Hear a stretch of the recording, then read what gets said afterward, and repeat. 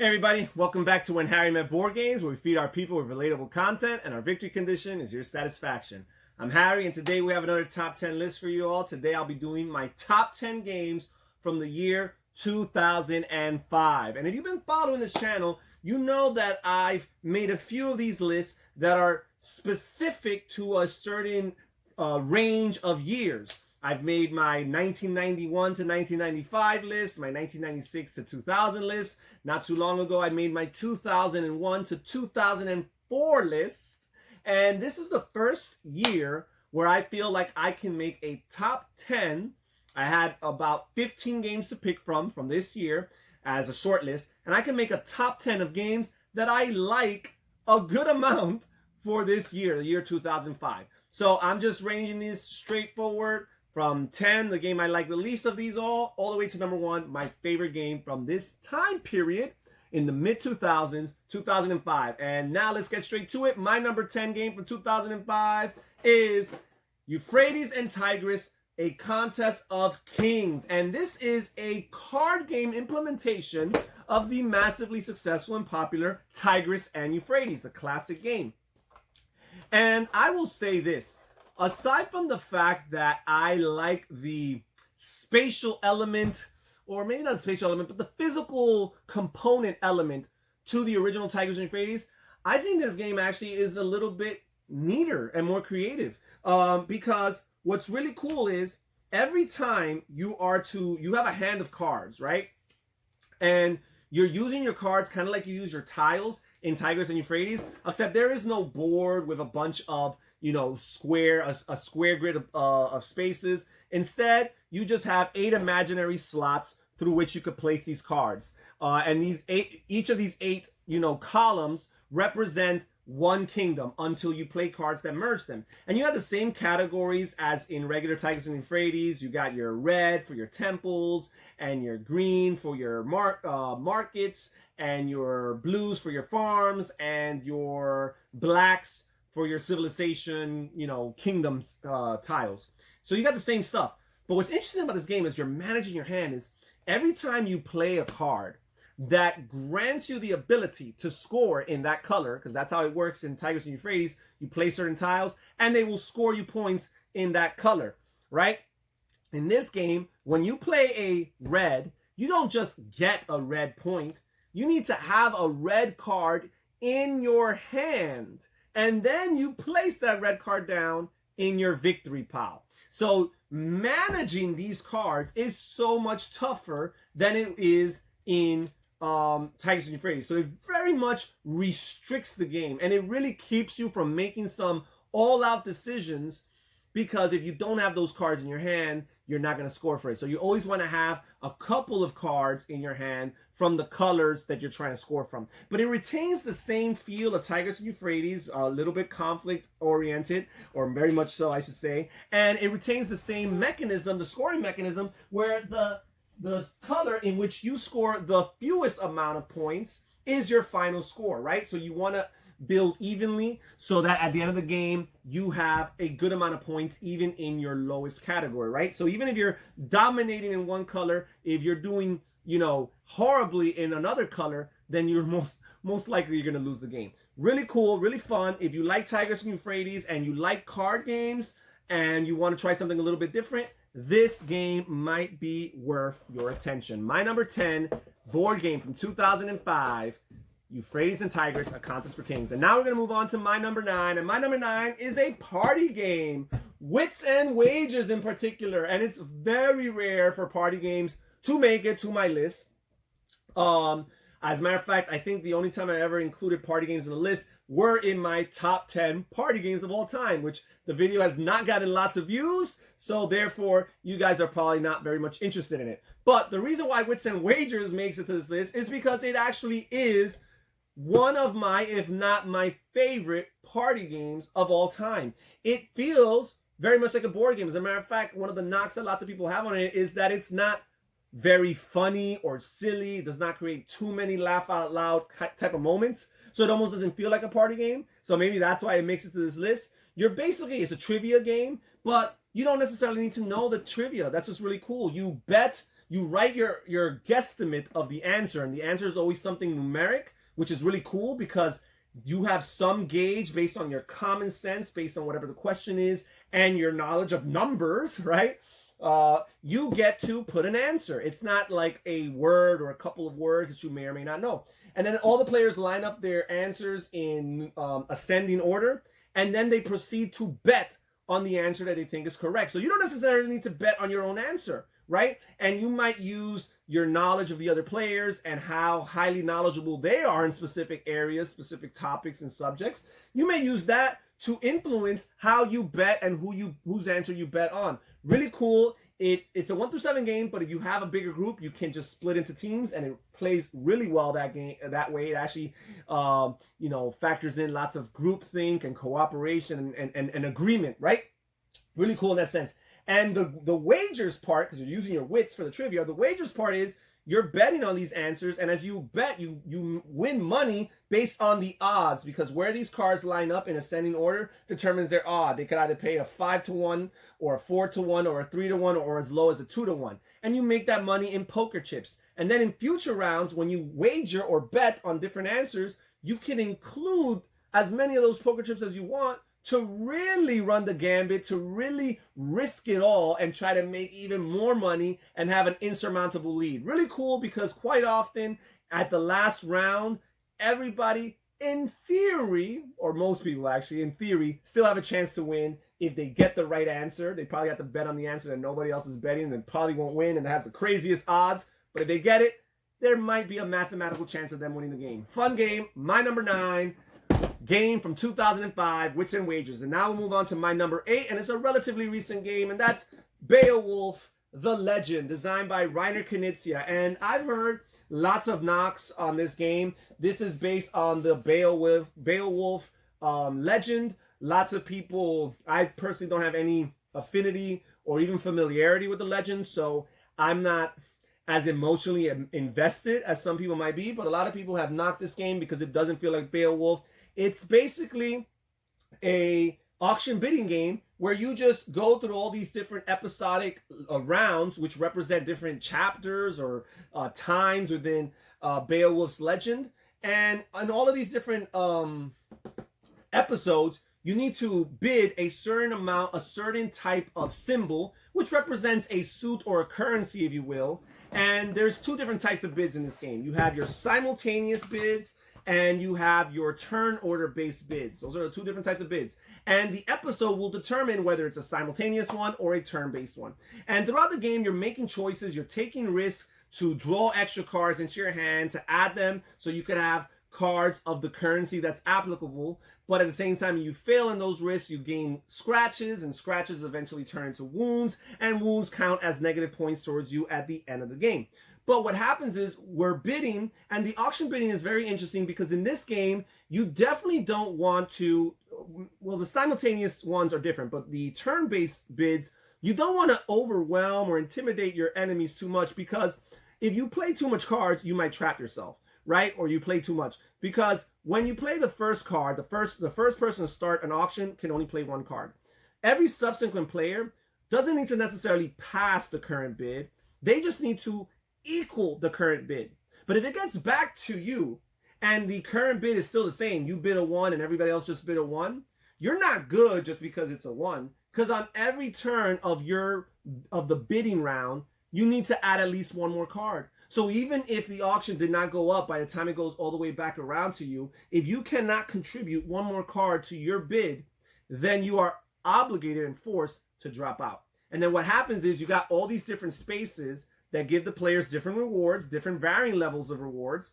And in turn order, based on how long you lasted in the auction, you will pick the benefit that is preferential to you, right? So you might choose to get some treasure here, or you might draw some cards, or you might draw some of these tokens here that have hidden amount of victory point values. Again, you could just choose to draw cards straight up. Sometimes you could get some very valuable victory point tokens, and you're making all these decisions and all that stuff. And again, you're trying to manage the 6 different currencies or the 6 different symbols or suits of cards. Each card has either 1 symbol or 2 symbol, which are basically different denominations within that currency.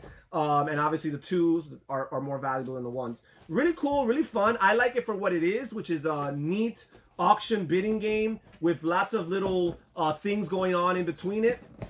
Between each auction, there's a few intermediary rounds, smaller episodes, as they call it, smaller episodes of Beowulf, where you're getting to make some interesting, simple, but game-altering decisions.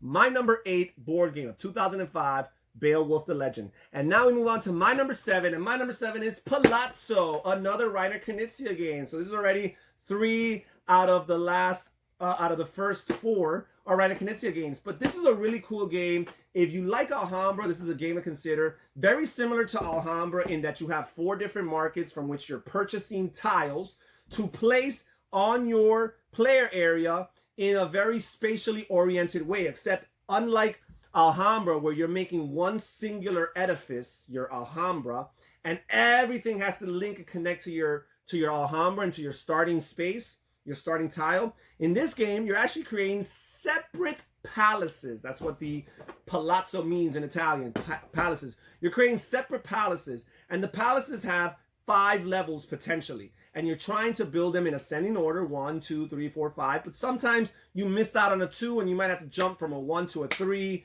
then to a 5. But in subsequent rounds, you can use an action, basically skip a turn, to sneak in a previously acquired tile in between something else or even underneath one of those, right? That's the only way to kind of undo what you've previously done.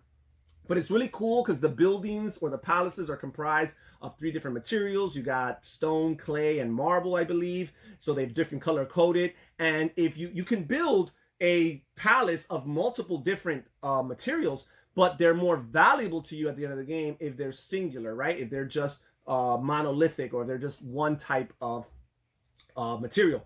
And also, the more levels that there are, if you could go to 1, 2, 3, 4, 5, the more levels that your palaces build, the more points they score for you as well. But even more importantly, the amount of windows and or doors that these tiles have add to their value. So some of these tiles only have 1 window or door, some of them have 2, and some of them have 3. So you're managing all that stuff. It also has a really cool money drafting mechanism, because unlike Alhambra, where the different markets are color coded and you have to have color coded cards of corresponding with that color in order to purchase tiles from that market. Unlike that, in this game, first of all, you have 2 different ways of buying. You have a central market, which is where you just straight up buy with no competition. And then you have 4 surrounding markets where you don't buy, you actually engage in auctioning with your opponents. And the auctioning is really cool because the starting player gets a 3 coin bonus or head start, so they have a very good chance of winning those auctions on the turn. And also, you win all the tiles that are in that market, because as the game progresses, some tiles will accumulate in certain spaces. So you might win 2, 3, maybe even 4 of those tiles in one shot, unlike Alhambra, where you're only going for 1 tile at a time. So I find that to be really, really cool. But the card drafting, the money, they are color-coded, but the color-coded does not correspond with any particular market. The color code is just to show that you can only play currency of 1 color at a time. So if I'm playing brown currency, all my cards have to be brown currency in order to buy or auction for whatever I'm trying to get. But what's really interesting, one exception to that rule, is that if you play 3 cards of the same number, they do not have to match in colors. They could be from 3 different currencies. Moreover, those 3 cards of the same number, no matter what that number is, they're going to equal 15 coins for you. So if you play 3 3s, they're going to equal 15 coins for you. If you play 3 7s, they're going to equal 15 coins for you. But the point is, once you've played those 3 cards, you got 15, and you could add additional cards to those totals if you need it.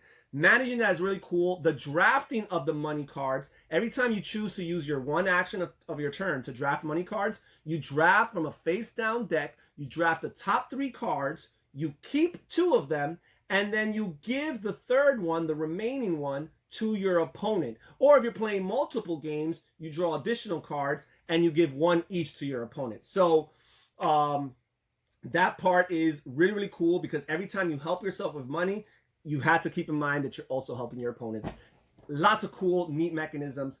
The game components could be a lot better, but that's the case with lots of Reiner Knizia games from the mid and early 2000s. My number 5 board game from 2005, my number 7 board game from 2005, Palazzo. Now we move on to my number 6, and my number 6 is Mission Red Planet, designed by Bruno Cathala and Bruno Faduti. And this basically is a space-themed area majority, area control game where you combine the Citadel's role selection mechanism. Except unlike Citadel's, each player has their own deck of role cards. There's 9 cards ranging from 1 through 9. You play them down, secretly, simultaneously reveal them, and then you execute them in a numeric fashion. I believe it's executed in descending order, starting from 9 and going down to 1. And all these character cards give you different abilities to add astronauts to different ships so that they can launch, to just put different astronauts in different locations on the map of Mars. Basically, you're trying to colonize Mars and its moon, Phobos. So you're trying to do all these things. There's a lot of cutthroat cards where you do basically straight up attack and destroy your enemy's astronauts. But what's really cool about this game, the area majority is interesting, the role selection is interesting, but what I like about this game is the secrecy, right? Because each player has different missions, and the missions are, I'm not gonna say they're radically different, but they are different, and nobody knows what each other's mission is. And as the game progresses, you might try to speculate, anticipate, and even have a good idea as to what your opponent's mission might be, but you might be totally off, right? So trying to accomplish those missions are really cool. You also have these event cards that you slide on the outer edges of the map or the board of Mars, and they're secret to the person who placed it down there. They may help that region that's adjacent to that card, or they might hurt that region. And the other players may not necessarily know what that card is, and they keep on going about their game wondering if that's detrimental or not. Maybe they're scared, maybe they run away from that place, and then they find out at the end of the game that that location actually is the best location and gives you additional points. Lots of really cool things. There's ways of drafting additional missions as the game progresses. Really cool. My number 6 game from 2005, Mission Red Planet. And now we move on to my number 5. And I gotta speed up, folks, because I've been taking my sweet time. And that is Tower of Babel, also designed by Reiner Knizia and published by Rio Grande Games. This is an area majority game, but it's almost a semi-co-op game, because in order to build, you're building these 7 wonders of the world, and the Tower of Babel is basically the 8th wonder. And you're building all these wonders, and they're very represented abstractly on this board with terrible, horrible graphic design and lack of color. But what happens is you need to play different material cards that correspond with these material tokens that are randomly placed on the 8 different wonders. And you may not necessarily have enough material cards. So your opponents actually offer to collaborate with you, and they share some of their material cards. And what they get in return, quite often, for helping you, is they get to have a presence in that location as well. So you're going to get to put some of your workers there.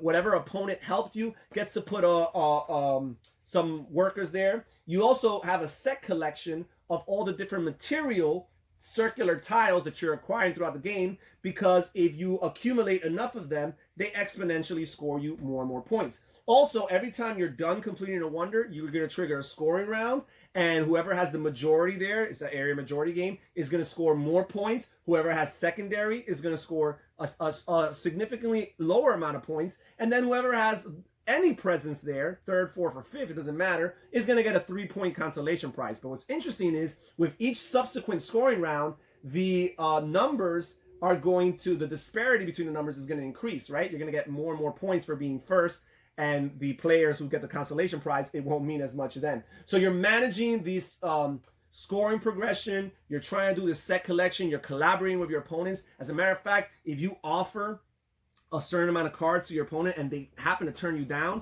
you're still going to score points for that. You're going to score points equal to the amount of cards you offered as a consolation prize. Really cool. If the quality of the components would be better, this game might actually compete for a higher spot. But for now, as it is, really high. My number 5 game of 2005, Tower of Babel. Now we move on to my number 4. And my number 4 is Descent, Journeys in the Dark. And this is the 2nd edition, which was actually published in 2012. And I'm going to be called a cheater for this because only the first edition was published in 2005. And while I understand that they can be considered different games and definitely are by most people, but it sounds like what really took place was a lot of streamlining, lengthening and shortening the game and things of that nature. And I'm pretty sure, even though I've never played Descent First Edition, I'm pretty sure that I still would have liked it pretty much as I like this game. So I am going to count this in the place of the original Descent.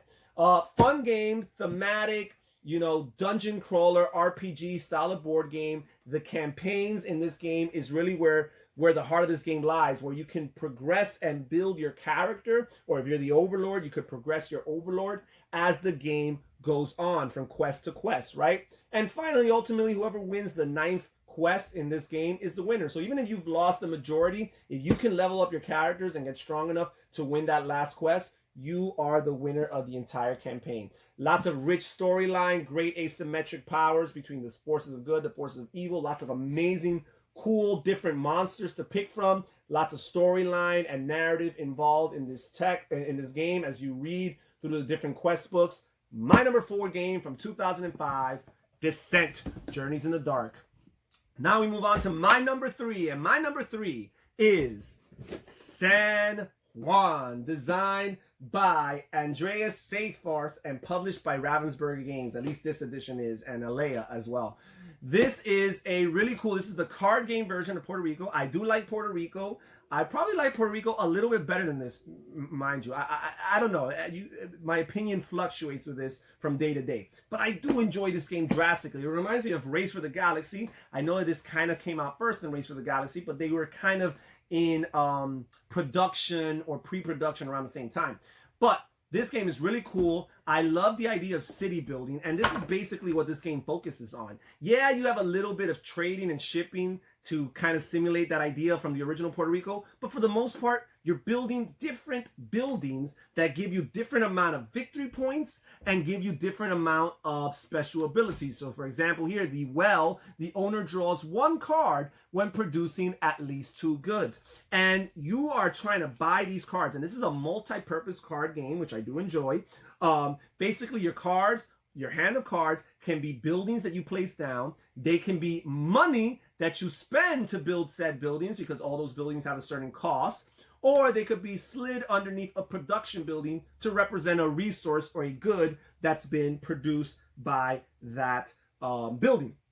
Really cool. You got the variable phase order, just like in Puerto Rico, where players are picking from the different roles, and all the different roles have a different special benefit that every player will capitalize on, but the player who selected it has a slight edge and a little bonus benefit that none of the other players have. So timing and choosing when to choose these roles, when they're most convenient to you, when they're most optimal, and you're the one who's going to get the most out of it, that is the key to the strategy of this game. Very fun, very replayable. Love the card element. Again, multi-purpose card.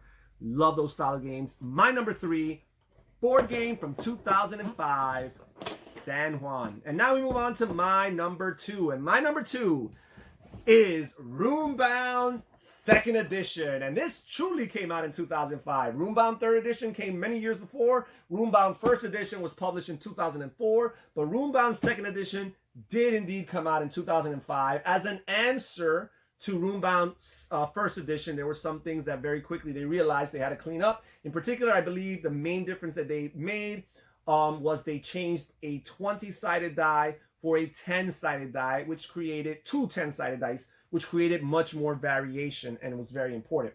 So this game is really, really cool, beautiful, thematic. Again, feels very much like an RPG adventure style game where players take a character and they are trying to go to the market and shop and acquire more items, acquire allies to join their band of heroes. They're trying to level up in all of their different attributes, their different stats, increase their strength, so that ultimately they could face the big bad guy, the High Lord Dragon Margath, and defeat him, right? Really cool, really fun. The exploration, the thematic integration of this game, the narrative and story-driven elements of these games, because as you go to different places and engage in different quests and different encounters and different events take place and different combats occur, all of these things are filled with lots of cool narrative text, lots of interesting decisions to be made, lots of skill tests that are being had. There's tons of variety just in the base game with all the different characters that are involved, and there's so much expansion content for this game. Lots of it is out of print, but I was very fortunate to get this for a very good price, and included, unbeknownst to me, were 6 small expansions in this game that I didn't even know of when I was paying for this game. So believe you me, I was very greatly pleased when I found that out. My number 2 board game from 2005, Runebound 2nd edition. And now finally, my number 1, and that is Shadows over Camelot, designed by Bruno Cathala and Serge Legay, or Serge Legay.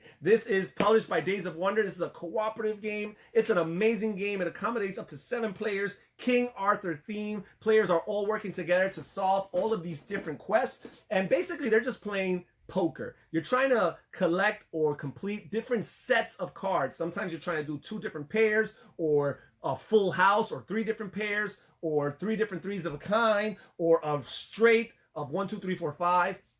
But you're only playing these cards one at a time, and each player controls either King Arthur or one of the Knights of the Round Table, and each of these characters has a special ability that differentiates him from the other players. Really, really cool. Lots of collaboration, but also lots of secrecy. You cannot communicate what cards you have, the numeric cards you have in your hands. And lots of players try to go around that rule by creating some secret code language. For that, I think you should just straight up tell each other the number, because technically, you're ignoring the heart or the spirit of the rule. The spirit of the rule is that secrecy, that trust factor, that you need to trust that even though the player doesn't tell you the exact stuff they have, that the fact that they're telling you, I can't help you there, or I'm no good over there, I'm better off here, is something you have to trust, because this game has a potential of a traitor. And again, the rules specify the potential of a traitor. Some people play with a guaranteed traitor. I like the idea that somebody might be innocent, which makes me back off from hardcore strong accusation. But it's really, really cool, because then you got to trust the players. And basically this rule of protecting the information,